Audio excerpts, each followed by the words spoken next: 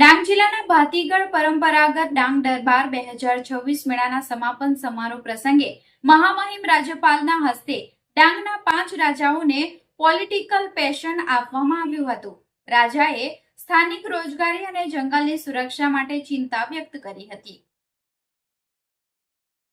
ડાંગ જિલ્લામાં પોતીગા ઉત્સવ એટલે ડાંગ દરબાર મેળામાં આ વર્ષે થોડો ફેરફાર કરવામાં આવ્યો હતો। સામાન્ય રીતે મેળાનું ઉદ્ઘાટન રાજ્યપાલના હસ્તે કરવામાં આવતું હતું। જો કે આ વર્ષે મેળાની શરૂઆત રાજ્યના પ્રવાસન મંત્રીના હસ્તે કરવામાં આવ્યું અને સમાપન મહામહિમ રાજ્યપાલના હસ્તે કરવામાં આવ્યું। સમાપન પ્રસંગે રાજ્યપાલે 5 રાજાઓની શૌર્ય ગાથાનું વર્ણન કરી તેમની બહાદુરીના પ્રસંગો કહ્યા હતા।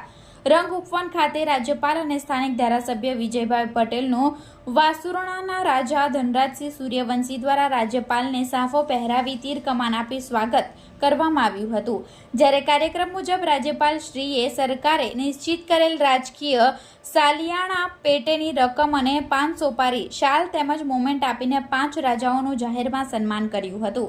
5 રાજાઓ પૈકી વાસુરણાના રાજા ધનરાજસિંહ સૂર્યવંશીએ મંચ ઉપરથી રાજ્યપાલ શ્રી સહિત વહીવટી તંત્રનો આભાર વ્યક્ત કર્યો હતો અને ડાંગ જિલ્લાના જળ જંગલ અને જમીનની રક્ષા કરવાની પ્રતિબદ્ધતા વ્યક્ત કરી હતી।